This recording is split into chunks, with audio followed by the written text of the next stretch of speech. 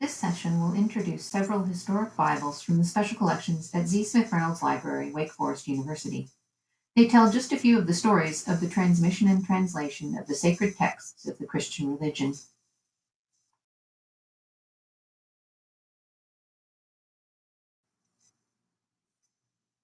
The oldest Bible in our collection is this very small manuscript copy of a Latin New Testament, which probably dates to the 14th century CE.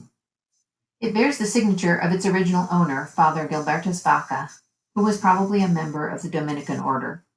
The tiny size of the writing makes it difficult to read, but since the Dominicans were traveling preachers, Father Vaca may have been willing to sacrifice some legibility in order to have a small and portable Bible.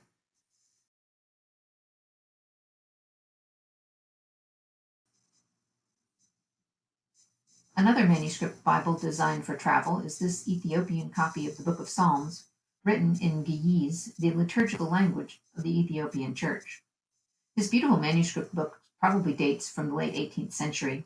It has several color illustrations, including a portrait of its original owner, and it comes with its own leather carrying case.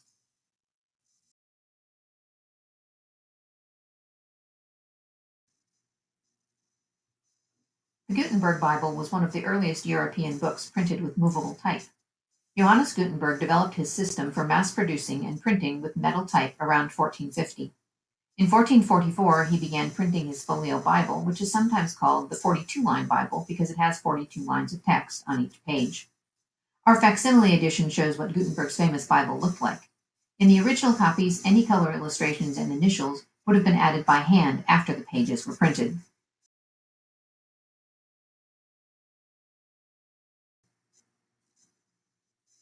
Printer and humanist scholar Robert Etienne published 4 editions of his Greek New Testament during the 16th century. Our copy is from the 3rd edition, published in 1550. This folio edition is the most famous and is known as the Royal Edition because of its large size and its beautiful Greek type designed by Claude Garamond. Etienne made use of Erasmus's later editions of the New Testament, but he also consulted 15 different manuscripts and listed some of their variant readings in his marginal notes.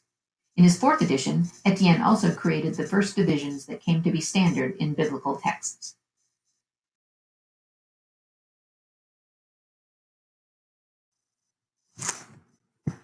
Reformation scholar Theodore Beza's New Testament reprints Etienne's Greek text, accompanied in parallel columns by the text of the Latin Vulgate and by Beza's own Latin translation.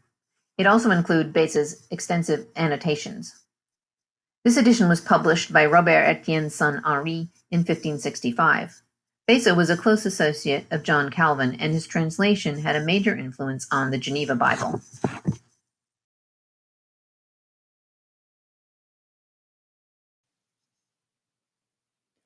The Geneva Bible, as it was commonly known, was a translation by and for English Protestants who fled to Geneva during the reign of the Catholic Queen Mary.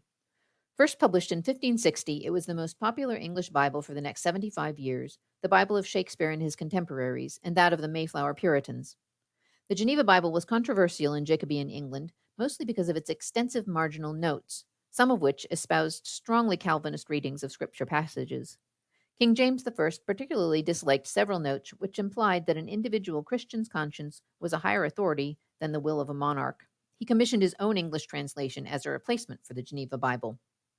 But the Geneva Bible remained the most popular text for personal use even after the publication of the King James Version. In frustration, James finally outlawed the Geneva Bible in 1616. Even then, illegal copies circulated widely, and Wake Forest's copy may be one of them. It purports to have been published by Christopher Barker in London in 1599, but it may actually be a later pirated edition published in Amsterdam and smuggled into England for sale.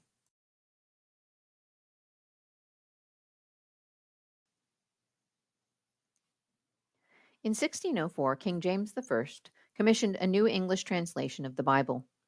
6 committees of scholars, about 50 men in all, worked on the translations. The new Bible, appointed to be read in churches, was finally published in 1611. The first edition pictured here was a large folio intended for use as a pulpit Bible in Anglican churches. The black letter or Gothic type was already an anachronism in English printing. The design of the first King James Bible, like its language, was deliberately old-fashioned to give the new translation an aura of age and authority. The title page asserts that this new Bible was newly translated out of the original tongues, but in fact, the King James translators made extensive use of existing English translations by John Wycliffe, William Tyndale, and others. But the great achievement of the King James authors was transforming the often awkward earlier translations into the magisterial language that would have a profound influence on speakers and writers of English for the next 4 centuries.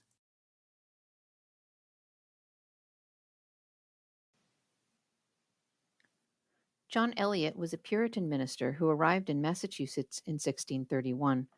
With help from English speaking Massachusetts people, he spent 14 years developing a dictionary and grammar of the local Algonquian dialect and then produced a Bible translation.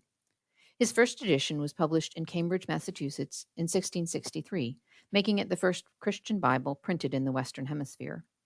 He collaborated with the Reverend John Cotton on a revised second edition, which was published in 1685. Our copy of the Eliot Bible is from this second edition.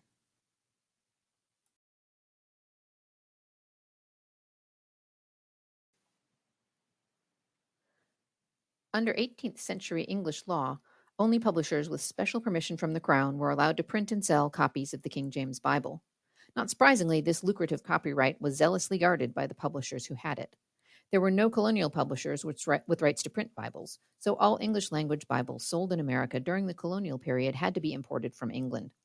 The Revolution cut off this supply of Bibles, so Philadelphia printer Robert Aitken took on the task of producing the first complete King James Bible printed in America.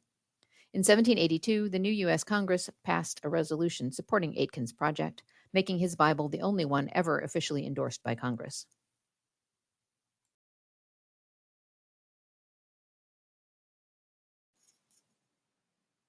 If you have questions about this presentation, or if you would like to see any of the materials from this presentation in person, please contact us at archives@wfu.edu. You can also consult our website for more information about ZSR Library special collections and archives.